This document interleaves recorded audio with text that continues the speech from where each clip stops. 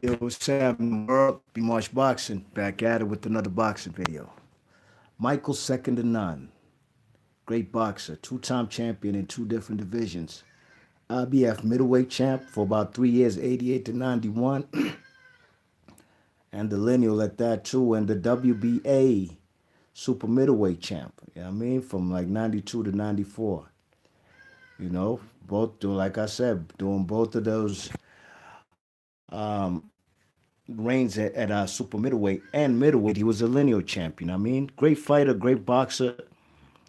Um, you know, I think congratulations to him for coming home from prison too. You know, what I mean, the man came home from prison.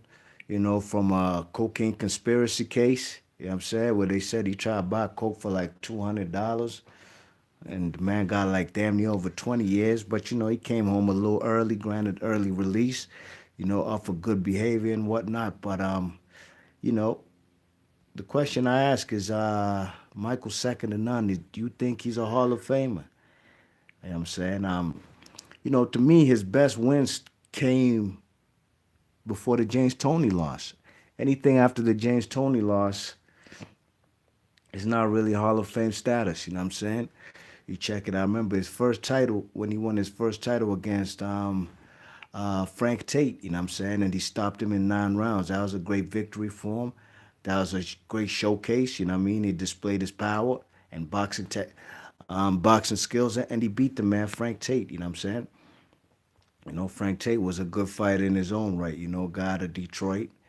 You know what I'm saying? I believe he was a gold medalist in '84 Olympics. You check it. So that was a good fighter with a good amateur pedigree. You know what I'm saying? In Frank Tate. Frank Tate. Beat Michael Ajay. Not really a great fighter. You know what I mean? With this Jerry Curl out of Canada, but I think that the man that was a good victory for the man Michael Nunn. You know what I'm saying? He knocked out guys like Juan Roldan. Juan Roldan who fought guys like Tommy Hearns. Great fighter from Argentina. You know what I'm saying? Good fighter at that. He knocked him out. Michael Nunn knocked him out in 8 rounds. You know what I'm saying? So that was a good victory for him. But his most impressive victory to me in his whole career, his most impressive victory was probably Sambu Kalimbe. Sambu Kalimbe was also a champion, WBA champion, although when he went into that fight, it was supposed to be a unification with Michael Nunn. He had to vacate his belt, you know what I mean? Because he had to fulfill a mandatory with the WBA. I can't remember who his mandatory was, but the WBA put pressure on him and he said, fuck your belt. I'm about to go fight Michael Nunn.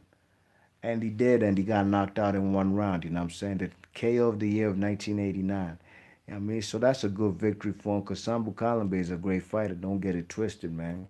You know what I mean? Sambu Kalimbe, these guys beat fellas like Mike McCallum, you know what I'm saying? Convincingly, in my opinion.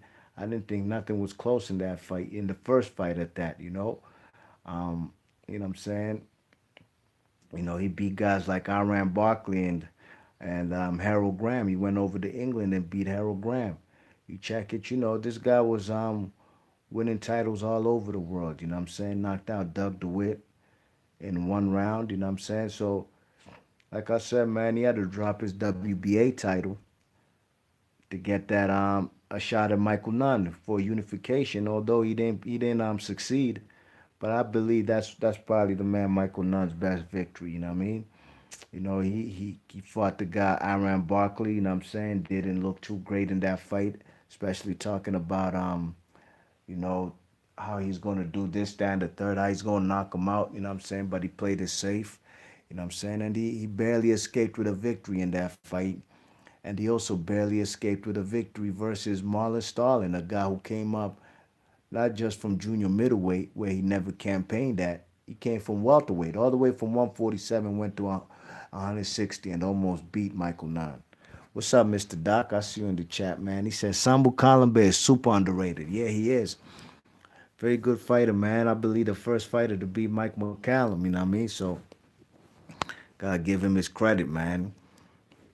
You check it. So, Marlon Starlin, like I said, man, came from 147 and almost beat the man Michael Nunn at 160.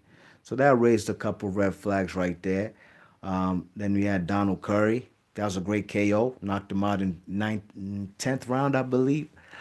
That was a good victory for him too. So I'll probably say Donald Curry and Sambu Kalimbe so far are his best victories. And all these fights are before he ran into James Toney, a fight that he was winning. You know what I'm saying? He was winning. I believe he got stopped in the 11th round. Some say that Michael Nunn won every single round till he got stopped. I don't believe that. I've watched that fight a million times. James Toney started putting it on Michael Nunn from round 8, 9, 10, and 11. I had James Toney winning them rounds. You check it. So those were that was a great victory for James Toney. James Toney wasn't even ranked in the top 10 of middleweights at the time. He was just basically like a voluntary defense for Michael Nunn. You know what I mean? He knocked him out in Davenport. You know what I'm saying? In Michael Nunn's hometown. You know what I mean? I believe that was Michael Nunn's first fight in his hometown as a champion. You check it in Davenport, Iowa. And he got knocked out and he never avenged that loss. You know what I mean? Why? I don't know, but he never avenged that loss. Maybe somebody who's privy to that information could tell me why Michael Nunn did not avenge that loss versus James Toney. A fight he was winning for most of the rounds. But James Toney, man, great fighter, very hard fighter to hit, great defense, great counter punch. One of my all-time favorites, you know what I mean? I'm definitely a fan of James Lights Out Tony. You know what I'm saying? Burger King, Burger King. I don't even like you. I like how he stepped up to the man. He smacked the mic out of what's his name? What's that guy on Showtime's name? Somebody Gray. Somebody Gray. I can't even remember right now. You check it. So he moved up to super middleweight, you know what I mean? So I guess that's probably why he did not avenge that loss versus James Toney. Maybe he couldn't make the weight no more. But he ain't never do a rematch, you know what I'm saying? Then he fought the Panamanian Victor Cordoba, okay? Victor Cordoba is a good fighter in my opinion, you know what I'm saying? I thought, Victor Cordoba, the best names on his resume are probably guys like, Christophe Tiozzi, one of the Tiozzi brothers out of France, you know what I mean? Gypsies, one of those travelers, you check it, but he wasn't no Hall of Famer. He never beat no Hall of Famers, Victor Cordoba. You check it. And that's who Michael Nunn beat to become super middleweight champion of the world and lineal. You know what I'm saying? WBA lineal and super middleweight champion, and he beat him twice. He beat the first fight was a little controversial, could have gone either way. The second fight, Michael Nunn clearly beat him on points. You know what I mean? Okay, and so now he's a two-time champion in two different divisions. Okay, he beat guys like Murky Sosa. He was an okay fighter. You know what I mean? Nothing to write home about. In his title defenses. You know what I'm saying? Then he lost to a guy by the name of Steve Little. Steve Little was from the United States, and you know, he beat guys like he beat a kind of washed up Pepino Cuevas. You know what I'm saying? Jim Gray. Thank you, Mr. Doc. I don't know what I call him. Steve Gray, Jim Gray. Exactly. You check it. So Steve Little. Steve Little's the guy who dethroned um, what's his name, Michael Nunn at 140 at 168 pounds. You know what I mean? So after that, Michael Nunn was never really a champion. He never became a champion again in any division. He moved up to light heavyweight. You know what I mean? You check it. So Steve Little, he never avenged that loss neither. You know what I'm saying? Steve Little lost to a guy by the name of Frankie Louds, and Frankie Louds, he was a champion for a while with that 168-pound title. You know what I mean? And that's a title he beat uh, off of Steve Little. You check it. So he never avenged any of his losses. That's what concerns me about his resume. You know what I mean? Like I said, everything was all groovy and gravy up until he met the man James Toney. You know what I mean?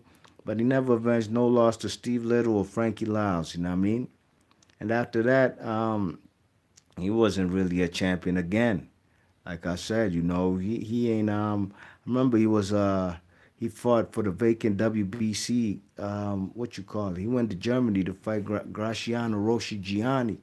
Rest in peace to Rossi. You know what I'm saying? You know, he's a guy who passed away. You know what I mean? Got hit by a vehicle. You know what I'm saying? You know, but you know, Roshigiani, man, he was a good fighter. You know what I'm saying? That was a close fight. You know, could have gone either way too. The fight versus Michael Nunn and Roshigiani in Germany. Gotta give Michael Nunn his credit for going over there to Germany. At that time of his career, he had no choice. You know what I'm saying? And I remember it was a mandatory for Roy Jones for the WBC 175-pound title. And he called out. I forgot which fight it was. He beat somebody. It was on Fox, and he called out the man Roy Jones. You know what I mean? Roy Jones never took him on, but Roy Jones, there's a lot of fighters on his resume that he should have fought, but you know what I'm saying? He never did fight, you know. But Roshigiani was a super middleweight champion, you know what I'm saying? Never beat no Hall of Famers, really, you know what I mean? He got victories over guys like, Sugar Boy Malinga, you know what I'm saying? Guys like Roy Jones and Nigel Ben fought, you know. But personally, man, that's why I had to make this video, man. Is Michael Nunn a Hall of Famer? You know what I'm saying? Which Hall of Famers has he beat? Donald Curry? I'll give him that. Donald Curry just making it to the Hall of Fame for 2019. Okay? Sambu Kalambe, underrated fighter like the man Mr. Doc said in the chat. But he's not in the Hall of Fame neither, but you could make a case for him. Iran Barkley, three-time champion in three different divisions, 160, 168, and 175. He's not in the Hall of Fame. You could make a case, an argument for him making the Hall of Fame, you know. But I think the reason why Iran Barkley is not in the Hall of Fame because, you know, he never retained none of them titles for too long. You know what I'm saying? You know, he ain't keep them titles for too long. You know, when he fought guys like what's it called? When he beat Tommy Hearns for the WB, what was it? Nah, what was it for the WBC? He beat Tommy Hearns for that WBC middleweight title. He lost in his first title defense to, you know what I'm saying? You know, he had gotten KO'd. It was stopped in the first, three knockdown rule versus Nigel Benn. You check it. And, he beat Leonard, what's his name? Darren Van Horn. Leonard Darren Van Horn for the IBF title. Was it at super middleweight? Then he dropped that. Then he went up to 175, and he challenged what's his name, Tommy Hearns, and he beat Tommy Hearns on split decision at 175. So that's how he's a three-time champion. You check it, you know, but in three different divisions. But I think that's the reason why he's not in the Hall of Fame. Maybe he'll make it one day. I'm not saying he shouldn't. I'm just saying what my opinion. Why I think the man Iran Barkley's not in the Hall of Fame. You know what I mean? So who does he have on his resume? Just Donald Curry. You know what I'm saying? And that's a Donald Curry at that stage of his career, 1990, when he got knocked out by Michael Nunn. You could say he was washed up, man. He was done. He wasn't winning no big fights after that. Just like, in my opinion, Michael Nunn didn't win no big fights after getting stopped by the man James Toney. All right, Mr. Doc says it's a shame Nunn talked all that shit before the Barkley fight because of its own merits. The fight itself is excellent. Yeah, no question. Mr. Doc says, yep, Cordoba was solid, but not special. Exactly. You know, and it's just like I'm not comparing Michael Nunn to Adrian Broner, you know what I mean? But it seemed like when it came to the big fights, you can't even really say he had no big fights after the James Toney fight. I'm not trying to say he played it safe, but he ain't have no big fights after that. All his big fights happened before the James Toney stoppage. You check it. Mr. Doc says Roshigiani gave Eubank Sr. a tough night too. Yes, indeed, he did. Yeah, Roshigiani was a tough fighter, man. Very tough fighter, you know. Remember, he had sued the WBC, man, for that 175-pound title because I think they was giving Roy Jones the shot, and you know and it was controversial because them fellas was trying to become the WBC champion. And he won a million. What was it? He was awarded $31 million. For damages over the loss of his light heavyweight title. You know what I'm saying? And at that particular time, um, he got declared the champion after he beat Michael Nunn. That was for the vacant WBC title. You know what I'm saying? Roshi Gianni, like Mr. Doc said, he gave a lot of fellas some tough fits. He got stopped by Darius Michikowski a couple times. I think the first time he hit him plenty of times in the Bozak, and he got disqualified, but he got stopped in the second fight. But he gave Chris Eubank a tough fight. I thought Eubanks won it clearly, but he definitely came to bring the pain to him, and I think that fight was in Germany. Chris Eubank, he traveled out to Germany to fight Roshi Gianni. You know what I mean? You check it. So, um, Mr. Doc says another guy that was solid but not special. Exactly. And it was a close fight with Michael Nunn, and Michael Nunn lost that fight. It would be, he'd have to get the KO in Germany to really beat that guy. Mr. Doc says Barkley's got one of the sickest runs of opponents of the modern era, in my opinion. Columbe, Chandeline Williams, Olajide, Hearns, Duran, Nunn, Ben, all in a row. He did. And in that span, he became a three-time champion in three different divisions. You know what I mean? So, God give him his credit. And I'm saying he just didn't retain none of them titles for no long stretch. You know what I mean? So I asked a question before I seal this video. Let me know in the comment section. Do you guys think that Michael Nunn is a Hall of Famer? You know what I mean? If you had to ask me really and truly, I'm not biased for nobody, man. I don't come on YouTube spewing hate or trying to knock boxes. Dogs. These fights get in the ring for our entertainment, get punched in the face. You know what I mean? A lot of fellas out here be making YouTube videos, be talking mad shit, what they gonna do, this, that, and the third. These fellas ain't never step in the ring. Be talking mad shit about fighters who've accomplished more than their favorite fighter has ever, but yet they still got the nerve to talk that shit on YouTube behind the camera, man. I'm not that type of dude, man. I'm a kind of dude, man. I don't do much talking. You smell me? If I want to bring drama, I'm gonna bring drama. Real bad boys move in silence. I'm gonna just keep it like that. So as far as Michael Nunn, I personally don't think he's in the Hall of Fame. He should be a Hall of Famer. You know, he didn't avenge none of those losses. You know what I'm saying? Didn't have no big fights, and he was an avoided fighter. I'll give him that. He was an avoided fighter from guys like Ray Leonard. You know what I'm saying? Guys like Marvin Hagler. I'm not saying Marvin Hagler ducked him. You check it, but these guys were the up and coming middleweights when Hagler was reigning at middleweight. You know what I mean? So these are tough opponents, man. And the guy, I know for a fact that Roy Jones definitely avoided him, like he did a lot of fighters. But at the end of the day, I can't give a man credit for victories that he didn't get to fight in. You know what I mean? And I don't think that Michael Nunn is a Hall of Famer. I'm happy he came home from prison.